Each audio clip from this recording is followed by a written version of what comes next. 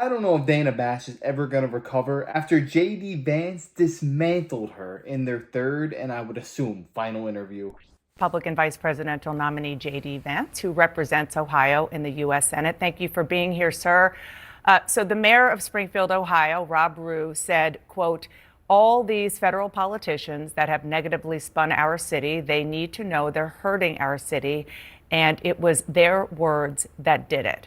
Before Donald Trump talked about eating dogs and cats on a debate stage, it was you, Senator, who first elevated this baseless rumor.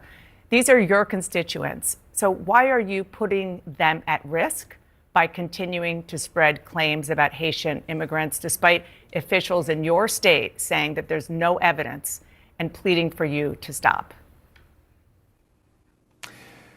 Well, Dana, first of all, what's putting the residents of Springfield at risk, which was a town completely ignored by the American media until Donald Trump and I started surfacing some of these concerns, is that they can't afford housing, they can't afford health care. The schools have been overwhelmed, the hospitals have been overwhelmed, and they're overwhelmed because Kamala Harris allowed 20,000 Haitian migrants to get dropped into a small Ohio town of about 40,000 people, and it's completely overwhelmed the services. Now, you ask, why have I talked about some of the things that I've been talking about? Let me just say this.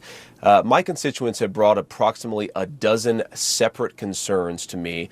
10 of them are verifiable and confirmable, and a couple of them I talk about because my constituents are telling me firsthand that they're seeing these things. So I have two options, Dana. I can ignore them, which is what the American media has done for years to this community, or I can actually talk about what people are telling me. And of course, many of the things that the media says are completely baseless have since been confirmed. For example, I was told, Dana, that by the American media that it was baseless that migrants were capturing the geese from the local park pond and eating them. And yet there are 911 calls from well before this ever became a viral sensation of people complaining about that exact thing happening. So my attitude is listen to my constituents. Sometimes they're going to say things that people don't like, but they're saying things that people don't like because their town has been overwhelmed, and it's my job to try to fight for them and to protect them. Kamala Harris opened the border, and now these people are suffering.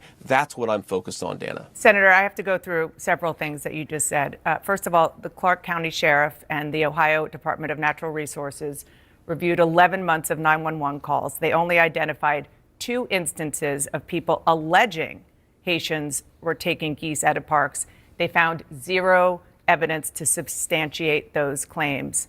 Also, other evidence that you have talked about, even you've retweeted alleged evidence, are unsourced social media videos from a different city, apparently no connection to Haitians. And this is from a conservative activist who offered a $5,000 reward for such things. And then going just backly to the schools and the hospitals and so forth being overwhelmed, nobody is disputing that the town of Springfield, Ohio, needs help. But you're not just a bystander, you're the senator from Ohio. So instead of saying things that are wrong and actually causing the hospitals, the schools, the government buildings to be evacuated because of bomb threats, because of the cats and dogs thing, why not actually be constructive in helping to better integrate them into the community? Because there are a lot of employers there who say that the Haitian workers are helping fill jobs that they need desperately filled. Nobody is saying that every single Haitian is good or bad one way or the other. All we're saying is we have to know who's coming into our country. We can't just let people in blindly. Well, I don't know how Kamala thought it was a good idea to import 20,000 Haitian migrants to suburban Ohio. The only reason they're bringing in these people is that they're hoping that they walk into a voting booth come this November. And they just so happen to go into Ohio, which is a notorious swing state. Well, let me just respond to a couple things that you said, but I want to start with something you said, which I think is frankly disgusting and is more appropriate for a Democratic propagandist than it is for an American journalist. There is nothing that I have said that has led to threats against these hospitals. These hospitals, the bomb threats and so forth, it's disgusting. The violence is disgusting. We condemn it. We condemn all violence. Senator, and this threats of happened violence. after you and But President Trump were were on the debate stage said Dana, that cats and dogs were being eaten. You asked a question, Dana, and I'm going to go ahead and answer it. Okay, after that, they were what we have said is that this town has suffered terribly under the policies of Kamala Harris. Now, you just accused me of inciting violence against the community when all that I've done is surface the complaints of my constituents, people who are suffering because of Kamala Harris's policies. Are we not allowed to talk about these problems because some psychopaths are threatening violence? We can condemn the violence on the one hand, but also talk about the terrible consequences of Kamala Harris's open border on the other hand. Now, let me just fact check a couple of other things that you said, Dana, because it's important. You said that all of these migrants are in the country legally. They are in the country through what's called temporary protective status. Right. That is when Kamala Harris waved a magic amnesty wand, taking people and giving them legal status. That is not to say that they're here legally. That is a terrible indictment of her amnesty policies that have further opened the border and further caused terrible migration into this country. You might not agree with the policy, and obviously you don't, which is totally fair and legitimate. There are policy disagreements all the time. But the fact is, it is the law because President Biden and Vice President Harris are. But I don't want to frankly go down this conversation about policy Dana, because you made a point. You don't. I agree. You don't want to talk about policy. No, Dana, what I want to talk about instead of about the fact Senator, that it was Kamala your Harris, distraction. Dana, granted amnesty you were the one who started level. talking about eating dogs and cats. Level. You were the one who Dana, brought this my up. constituents The president were the said ones it to who talked 60 about eating million dog and people. cats, and I talked about it because you were ignoring this community. My constituents talked about it. Have you been to my Springfield? Responsibility to surface their concerns when the American media Have you been to ignores it. Springfield? Dana, I've been to Springfield probably 100 times in my life. How about I've taken my recently, children since to you've get heard ice this? cream at Young's Jersey Dairy. Have you heard recently since you've gotten these calls? Have I been in the last 4 days? No, I'm talking haven't been about in the last 4 days, but I've since talked you've to a lot gotten of these people in calls from the Springfield, Dana, constituents. and they're telling me this stuff is happening. Dana, would you like to ask me questions and then let me answer them, or would you like to debate me on these topics? I noticed that when you had Kamala Harris and Tim Walz, you gave them multiple choice answers to the questions that you asked, and you allowed them to answer the questions. I'm happy to be here to talk about policy, but if you're going to interrupt me every single time that I open my mouth, then why am I even doing this? So please ask a question, and I'd ask you to be polite enough to let me answer it. Yes, I am, and I think that if Kamala Harris and Tim Walz were making unsubstantiated claims that had racist undertones about people eating dogs and cats, and they didn't answer the questions about that, then I would have similar interactions. That logic, why didn't you call out Kamala when she mentioned the Charlottesville incident, which was clearly only said to try and race bait Donald Trump and try to make him seem like a bad man? Why didn't you call her out on that? That had nothing to do with policy. That was only calling out the man's character in something that was debunked many years ago, and she knows it, but she just wants to depict Donald Trump as a racist. So by your logic, Dana, why did you not call both of them out on that? I am very grateful that you come on the show, as I am for other Republicans. But this is something that you're hearing from constituents. I did a lot of reporting. I talked to people in Ohio over the weekend, and they're really worried about these claims. The policies, yes, I am agreeing with you that what I heard is that there is concern that these migrants, there's a lot of them, and the integration isn't being done fast enough and well enough. And that's a totally legitimate conversation. But there are other conversations that are happening. Aiden Clark, who is an 11-year-old boy who was killed in Springfield last year. It was a car accident involving a Haitian immigrant. You said that he was murdered. His father said that's not true. It was an accident. Here's what he said to you. Bernie Moreno, Chip Roy, J.D. Vance, and Donald Trump. They have spoken my son's name and used his death for political gain. This needs to stop now. They are not allowed, nor have they ever been allowed to mention Aiden Clark from Springfield, Ohio. I will listen to them one more time to hear their apologies. Senator, he's asking for you to apologize. Will you? Dana, first of all, my heart goes out to the Clark family, and I don't bring their son's name up because they've clearly expressed a preference for politicians to not bring their son's name up. I wish them all the best. I can't believe what kind of a tragedy they've experienced, but I'm still going to keep on talking about what the migrants have done to Springfield, Ohio, and what Kamala Harris's open border has done to Springfield, Ohio. And Dana, I think this illustrates the entire contrast between how we're trying to go about this debate and how a lot of the Democrats are trying to go about this debate. They're talking about 12 Proud Boys marching in Springfield, Ohio. They're talking about the frankly fake debunkings of a lot of these stories that are out there. I'm talking to my constituents and I'm hearing terrible things about what's going on in Springfield, and Kamala Harris's open border policies have caused these problems. The hospitals are overwhelmed, Dana. The schools are overwhelmed. The local services are completely overwhelmed. You have people who can't afford housing. Homelessness has gone up. Murders are up by 81% because of what Kamala Harris has allowed to happen to this small community. I'm going to keep on talking about that. Now, of course, we can criticize violence. We can also still talk about the problems that are happening in Springfield, and we should be able to do both those things simultaneously, Dana. Just once and for all, you again started this in part by saying that, at which Donald Trump repeated on the debate stage, that, and he didn't say anything about the policies that you're talking about. He just said Haitians are eating dogs and cats. Can you affirmatively say now that that is a rumor that has no basis with evidence?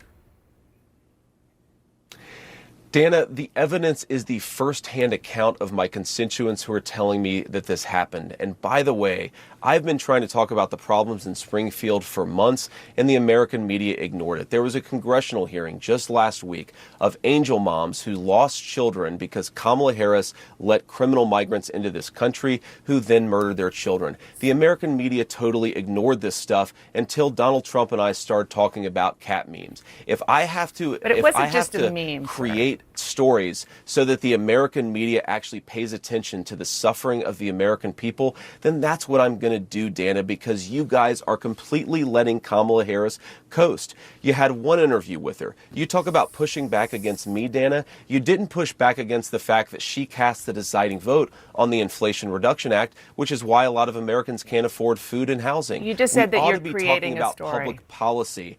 So refreshing to hear this man speak because he's so articulate and he does so without an earpiece. Nobody's telling him what to say because he genuinely has conviction in what he says and what he believes. Something that seems to be a novel concept to the Democrats in power right now. Going back to the dog and cat incident, I don't know what they're talking about saying there's no evidence, because all over my Twitter feed, I saw maybe 3 videos of somebody eating a cat and also the police reports that ensued. But regardless, it's clear that people who are American citizens, people who are proud to be American, are treated as second-class citizens in their own country. And I don't think anybody can really argue that. Sir, you just said that you're creating the story. What's that, Dana? You just said that this is a story that you Yes. created. So the eating dogs and cats thing is not accurate. Dana, it comes from firsthand accounts from my constituents. I say that we're creating a story, meaning we're creating the American media focusing on it. I didn't create 20,000 illegal migrants coming into Springfield thanks to Kamala Harris's policies. Her policies did that, but yes, we created the actual focus that allowed the American media to talk about this story and the suffering caused by Kamala Harris's policies. Do you condemn the Proud Boys, even if it's just 12, even if it's just 1 marching in Springfield? Dana, I condemn all white supremacists. I'm obviously not. I'm married to a non-white person. I don't like these people, but I think that we have to keep our focus not on 12 marchers going down the street, but on the fact that thousands of residents have had their lives destroyed by Kamala Harris's policy. I find this very unusual, Dana, that the American media is more interested in a bunch of losers marching down the street than they are in the fact that Kamala Harris has made these people's lives worst. I'm not talking about 12 Proud Boys. I'm talking about 40,000 residents, 40,000 constituents of mine, many of whom can't afford housing and food because of Kamala Harris's open border. That is what I want to focus the media's attention on. We're going to keep on doing it because I think the American people deserve a government that puts their interests first. Can I make just one more final point about this, Dana? Yes, please. You've heard a lot of the media focusing on every possible distraction from the story in Springfield. You've heard them focus on these Proud Boys marches. You've heard just in this interview, Dana, the suggestion that because some psychopath is calling in a bomb threat, somehow we have to then ignore 40,000 Springfieldians That's not what who I are suggested. having their lives worsened by Kamala Harris's policies. Well, what is the implication, Dana? I actually love to have this conversation right now live on air. Right. What is the implication when you say you calling out these problems has caused a bomb threat? You accused me of causing a bomb threat. Doesn't that mean you should shut up about the residents of Springfield? Don't you realize you're engaged in basic propaganda to silence the concerns of American citizens? I was quoting the actual mayor of Springfield, Ohio, begging after the bomb threats, begging federal officials, to please stop putting negative attention on his city. And I'm not talking about the policies. I'm not talking about the very real challenges that Springfield has. I'm talking about baseless rumors about Haitians eating dogs and cats.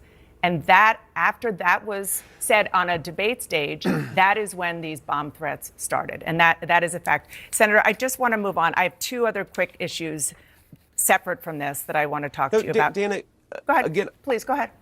I think this is actually an important conversation. Okay. Look, the Springfield mayor, he's dealing with a lot of terrible things. I certainly sympathize with the guy, and we're going to try to help him out. But he did not accuse me of inciting a bomb threat. He just didn't. And if we're going to take the firsthand accounts of people who are on the ground in Springfield, why don't you bring on some of the people on your program who say that the migrants are eating their pets? You're applying a double standard here. You're saying if one person accuses J.D. Vance, I'm going to take that person's word as the gospel truth, you have somebody even whose if you name misrepresent it. If you have another person who's saying they're eating the cats, you're going to completely ignore them, attack them, silence them, and harass them. That double standard is why that people don't trust the media and why we're not talking about public policy 51 days out from a presidential election. Okay.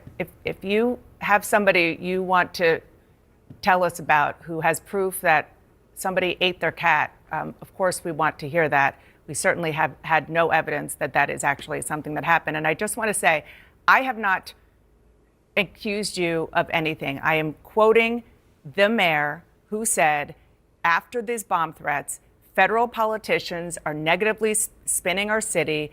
They need to know they are hurting our city. It was their words that did it.